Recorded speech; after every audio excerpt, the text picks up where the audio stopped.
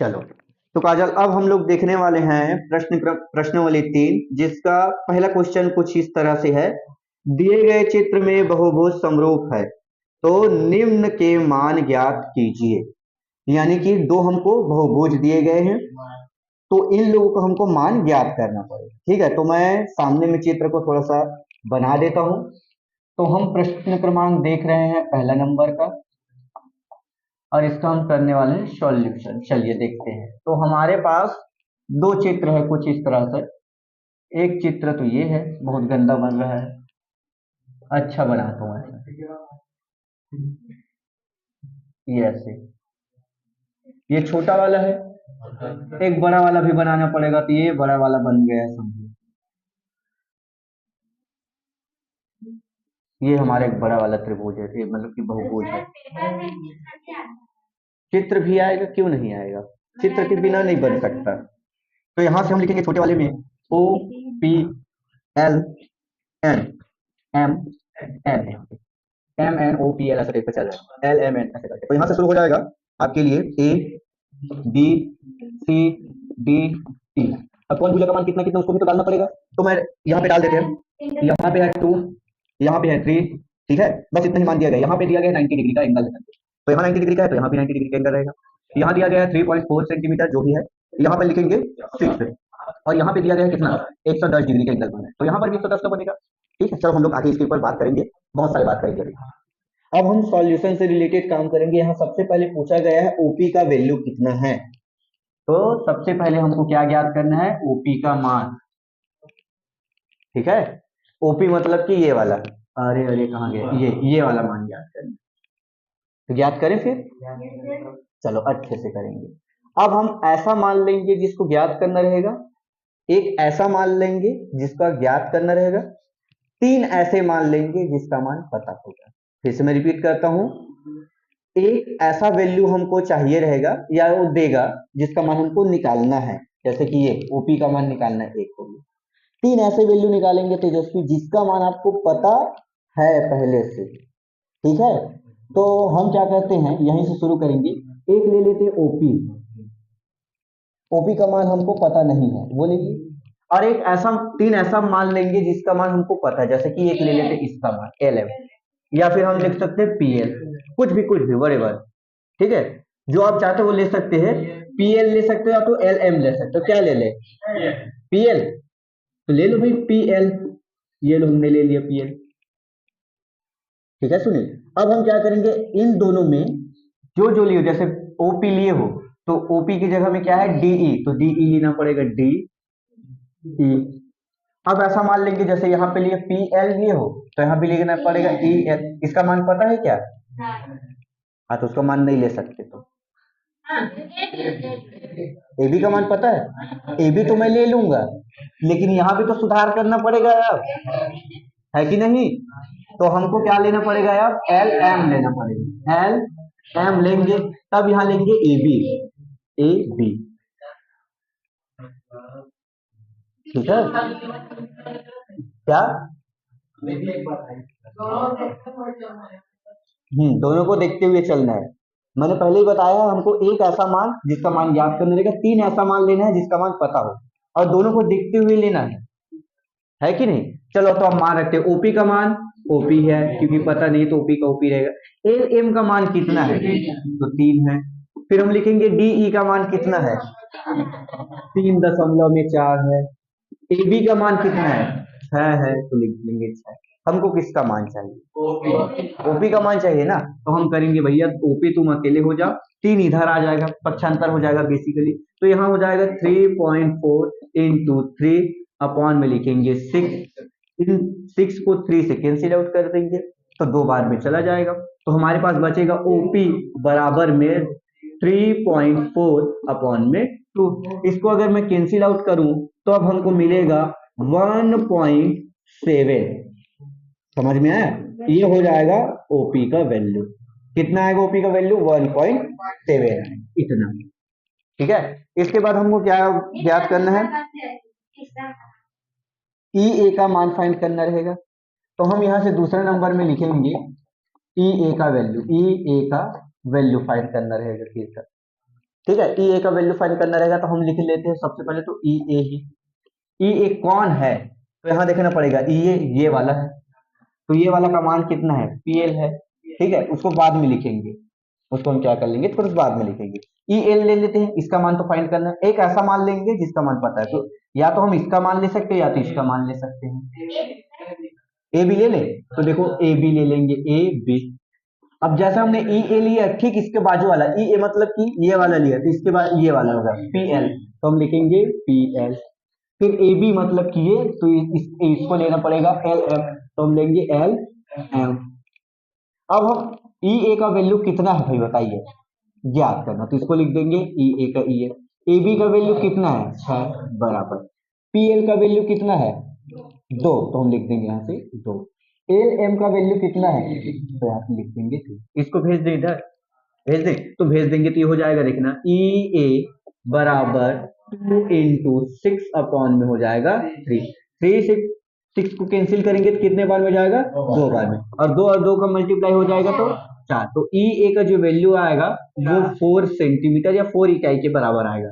अब यहाँ सेंटीमीटर या फिर मीटर की जिक्र तो किया नहीं है, तो इसलिए सिर्फ 4 का 4 लिख देंगे। ठीक हो गया। इसके बाद हमको और कुछ दिया है क्या, देखिए तो इसके बाद, अब इसके बाद दिया गया है, थोड़ा सा ध्यान देने वाली बात है, एम कोण ओ पी एल का मान ज्ञात करना रहेगा।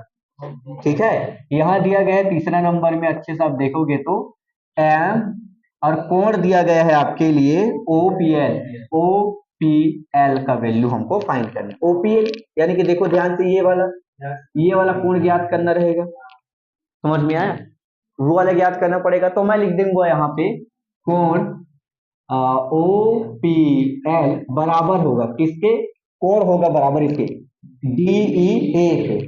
किसके बराबर होगा, डी ई ए के।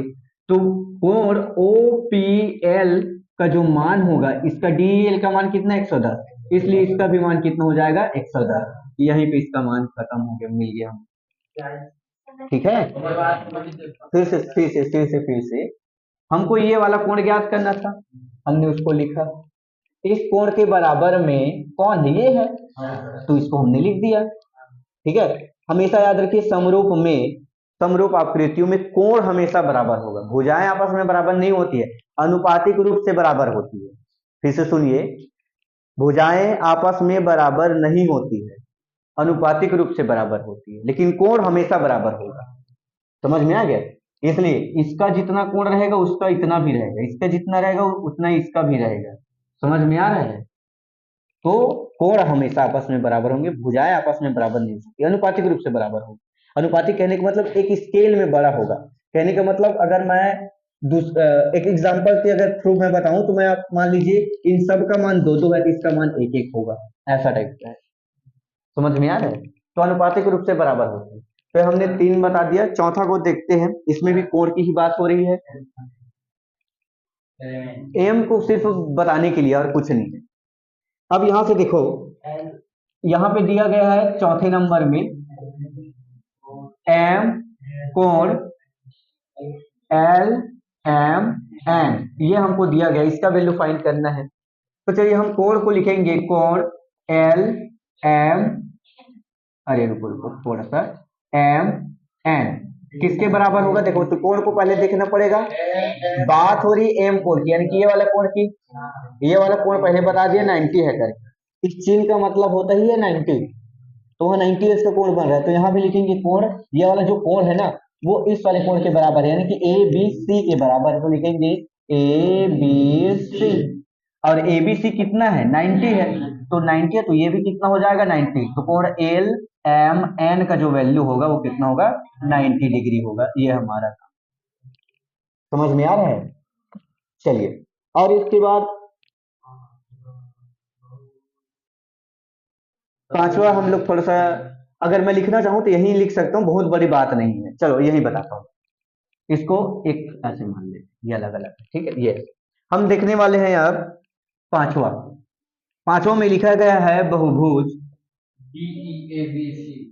बहुभुज डी ई ए बी सी किसके समरूप होगा, तो ये समरूप होगा, देखिए ये किसके समरूप होगा? देखो स्टार्ट कहाँ से हुआ है, ये डी से स्टार्ट हुआ है, देखो ध्यान से, यहाँ डी से स्टार्ट हुआ, डी ई ए बी सी, तो हम भी यहाँ से स्टार्ट करेंगे, ओ पी एल, खत्म। तो इसके समरूप क्या हो जाएगा? बहुभुज, यहाँ भी लिखेंगे बहुभुज, बहुभुज कहां से स्टार्ट करेंगे? ओ से, O P L M N से स्टार्ट होगा, ये हो जाएगा उसके समरूप। समझ में आया? अभी जैसे कि मैंने एग्जांपल में बताया था वही है। अब इसके बाद हम देखने वाले हैं संजय, इसके बाद है हमारा 6वां नंबर में, जहां पे लिखा गया है बहुभुज बी सी डी ई ए समरूप है। बहुभुज किसके? ओ एम के। क्या कथन सही है या नहीं है, ये हमको चेक करना है। तो देखो ध्यान से, यहाँ से बी से स्टार्ट हुआ है, ये देखो बी सी डी ई ए, तो इसको स्टार्ट होना चाहिए कहां से? M N O P L, ऐसा लिखा हुआ है कि नहीं? देखो तो एन ओ, नहीं नहीं नहीं नहीं, एम से स्टार्ट होना चाहिए था, गलत स्टार्ट हो गया। तो जो लिखा गया कथन है वो सही नहीं है, समझ में? गलत है, इसलिए हम क्या बोलेंगे? गलत, असत्य है। तो यहां से हम 6वां नंबर के लिए लिख देंगे, दिया गया कथन सही नहीं है। ठीक है, दिया गया कथन सही नहीं है। चलिए इतना आप लोग नोट कर लीजिए। फिर अब हम लोग देखने वाले हैं प्रश्न क्रमांक दूसरा, जिसमें लिखा गया है चित्र एक के त्रिभुज और दूसरा के जो समांतर चतुर्भुज हैं, तो एक्स और वाई का मान पता कीजिए। ठीक है, यानी बेसिक बेसिक चीज इसमें पूछा गया, एक्स और वाई का मान हमको इसमें निकालना रहेगा। तो मैं यहाँ पे जो है बारी बारी करके बना देता हूँ। सबसे पहले एक छोटा सा त्रिभुज बनाता हूँ, जो कि हमको दिया गया समकोण त्रिभुज जैसे, ये देखो। एक मैं बड़ा सा त्रिभुज बना देता हूँ, ये ऐसे, ये भी हमारा एक समकोण त्रिभुज है, दोनों समकोण ही त्रिभुज। यहाँ पे दिया गया है 6 8 और यहाँ पे दिया गया है आपके लिए 10। ठीक है, अरे अरे गड़बड़ हो गया, गड़बड़ हो गया। ये दो छोटा वाला का मान है, हमको तो बड़ा वाला चाहिए। ये हो गया 15, यहाँ पे दिया गया है x माइनस में है 2 और यहाँ गया है y प्लस में है 3। यहाँ पे दिया गया है 6 8 10 करके। यहाँ से x और y का मान हमको फाइंड करना रहेगा। बेसिक चीज तो यही है। ठीक है, कैसे फाइंड करेंगे आइए बात करते हैं फिर इसके ऊपर। चलिए फिर देखते हैं कैसे कैसे क्या करना है हमको। सबसे पहले क्या ज्ञात करें? एक्स की वाई, एक्स ज्ञात करें। चलो चलो चलो फिर एक्स का मान ज्ञात करेंगे। तो यहाँ से एक्स की मान ज्ञात करने के लिए हमको एक ऐसा लेना पड़ेगा जिसका मान नहीं पता है और 3 ऐसा लेना पड़ेगा जिसका मान पता है। ठीक है, चलिए तो हम क्या करते हैं, नाम दे भी सकते हो और नहीं भी दे सकते हो, मतलब आपके ऊपर है, क्या करें बताओ। देना है क्या नाम? देना है तो दे सकते हैं, नहीं देना है तो नहीं दे सकते। चलो दे के बताते हैं, जिसको देना रहेगा वो क्या कर सकते हो, नहीं देना रहेगा वो क्या कर सकते हैं, अब बात बताते हैं। मान लीजिए मैं इसका नाम दे देता हूँ A B C P Q R. ठीक है, ये ऐसा हमने नाम दे दिया है। अब यहाँ से याद रखेंगे, मुझे ज्ञात करना एक्स की वैल्यू, यानी कि ये वाला आना चाहिए। तो मैं क्या करूंगा, पी क्यू लूंगा। ये ले लिया मैं पी क्यू। पी क्यू के जैसा ही भुजा कौन है, समरूप कौन है? ए बी, तो लिखेंगे ए बी। समझ में आ गया? पी क्यू के जैसे ही भुजा कौन है? ए बी है, तो इसलिए ए बी लिए। अब बराबर, अब हम ऐसा इसमें लेंगे कि जिसका मान पता है, तो पी आर ले लेते हैं, तो लिखेंगे पी आर। फिर लेंगे ए सी, तो हो जाएगा ए सी। बहुत सरल एक चैप्टर है। अब देखो मैंने क्या किया, बड़े वाले त्रिभुज को ऊपर ऊपर में लिया, छोटे वाले त्रिभुज को नीचे नीचे में लिया। कई स्टूडेंट क्या करते हैं कि एक बार ऊपर करते हैं एक बार नीचे करते हैं, ऐसा नहीं करोगे। ऐसा करोगे तो गलत बनेगा फिर। समझ में आया? ऐसा नहीं है कि ए बी को ऊपर नहीं लिया जा सकता, लिया जा सकता है। जब ए बी को ऊपर लोगे तो ए सी भी ऊपर चला जाएगा, तो ऐसा हो जाएगा, ये छोटा वाला ऊपर चला जाएगा, बड़ा वाला नीचे चला जाएगा। ऐसा कर सकते हो, लेकिन ऐसा नहीं कर सकते एक भुजा, इस बड़े वाले भुजा को एक बार ऊपर ले लिए एक बार इस नीचे ले लिए, ऐसा नहीं करना। अगर ऊपर ले लिए तो ऊपर ही लेना है, नीचे ले लिए तो नीचे ही लेना है, ये आपको याद रखने वाली बात। ठीक है मैं, बढ़िया लग रहा है? चलो, तो पी क्यू का वैल्यू कितना है? x माइनस 2 है। ए बी का वैल्यू कितना है? 6 है। पी आर का वैल्यू कितना है? 15 है। AC का वैल्यू कितना है? 10 है। ऐसा है। अब हम आगे बढ़ेंगे, इन दोनों को कैंसिल आउट किया जा सकता है क्या? क्यों नहीं किया जा सकता? किया जा सकता है। देखो ये हो जाएगा x-2 बराबर, इन दोनों को कैंसिल करेंगे तो हमारे पास आएगा 3/2, क्योंकि हम तो 5 से कैंसिल किए, 5 दिया 15, 5 दूनी 10 ऐसे। क्लियर हुआ? हाँ, 6 कहाँ गया? 6 इधर आ गया, ये भाग में था, इधर आके गुणा में आ गया, तो यहाँ इसको कैंसिल कर देंगे, 2 एकम और 2 तिया हो जाएगा 6। तो हमारे पास बचेगा x-2 और ये हो जाएगा 3 तिया 9, और इस 2 को इधर ट्रांसफर करेंगे तभी तो x का मान निकलेगा। तो 2 को ट्रांसफर करो तो कितना हो जाएगा? 11। ये देखो भैया, ये देखो 9 + 2 और x बराबर कितना? 11। ये देखो ऐसा आएगा। तो यहां से हमने क्या कर लिया है, जो x का वैल्यू था वो हमने फाइंड कर लिया। अब बारी है y की। यहां अगर प्लस रहता तब यहां घटता, क्योंकि +2 इधर आके -2 इधर आके प्लस हो गया है। समझ में आ गया? चलिए अब हम y की बारी लेते हैं। अब देखो अभी मैंने क्या किया था, बड़े वाले त्रिभुज को ऊपर ऊपर में लिया था। अब मैं छोटा वाले को भी लेऊंगा तो भी आंसर मेरा वही आएगा, लेकिन शर्त एक ही है, अगर छोटे वाले को ऊपर में ले रहे हो तो सबको ऊपर लेना पड़ेगा, और नीचे वाले में बड़ा त्रिभुज का रहेगा भुजाओं का मान। ठीक है, तो यहां से मैं इसका मान ज्ञात करना है, तो मैं ले लेता हूं BC। लूंगा क्या चीज? BC। BC के जैसा समरूप कौन है? QR। तो ले लूंगा मैं QR बराबर। अब देखो, अब ऐसा नहीं करूंगा कि इसको फिर ले लूंगा PR को, गलत हो जाएगा। पहले क्या लेंगे हम लोग? छोटा वाला, फिर भले PQ के आप नीचे में ले सकते हो। तो मैं ले सकता हूं, जैसे मुझे इसका मान पता चल गया 11, तो मैं इसको भी ले सकता हूं, इसको भी ले सकता हूं। मेरा मन क्या लूं मैं? कौन सी भुजा लूं पहले बताओ? AB ले ले। तो देखो AB अगर मैं ले लेता हूं तो यहां पे लेना पड़ेगा PQ। तो PQ का वैल्यू मान पता है? नहीं पता, ऐसी बात नहीं है, अभी हमने पता कर लिया। कितना है? बेवकूफ लोग, इसी में गलत करते हो। 11 कहां से है? x-2 है, x का मान 11 है बबुआ, x का मान मतलब कि 9, x-2 का मान है 9। समझ में आया? हाँ 9 आएगा। सुनो सुनो सुनो सुनो, इस PQ का जो मान है वो x-2 है, x का वैल्यू 11 है, उसमें 2 घटाएंगे तो कितना आएगा? 9 आएगा। समझ में आया?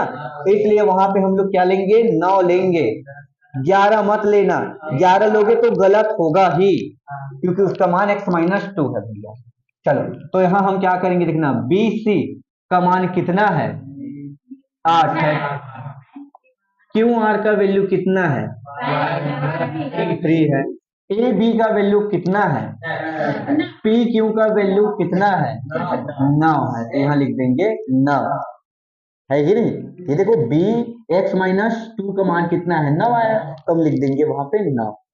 11 लिखोगे तो गलत हो जाएगा, 11x का मान है।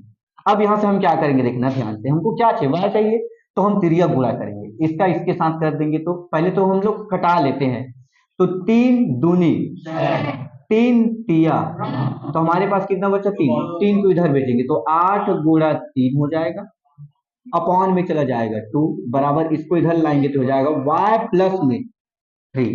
तो 2 से 8 को कैंसिल करेंगे तो 4 बार में चला जाएगा, यहाँ बचेगा 3, और यहाँ हो जाएगा y प्लस 3, 4 तिया 12 माइनस 3 कितना? 9। तो बराबर y का मान भी कितना आ गया है? 9। ठीक है, कोई दिक्कत, कोई परेशानी? चलिए तो नोट करिए फिर इसको। चलिए तो इसका चतुर्भुज वाला देखते हैं फिर नितेश, है ना, जिसमें लिखा गया है यहाँ पे छोटे वाले में देखना है, ये वाला जो दिख रहा है वो y एंगल पे है, y डिग्री है। ठीक है, इसके बाद दिया गया है x+2 करके, इसके बाद दिया गया है 8। ठीक है, अब यहाँ दिया गया है आपके लिए 12, फिर है 15, फिर इसके बाद कितना है? 70 यहाँ पे है, तो लिख देंगे यहाँ पे 70। ठीक, इतना। अब यहाँ हमको बोला गया x और y का मान ज्ञात करिए। ठीक है,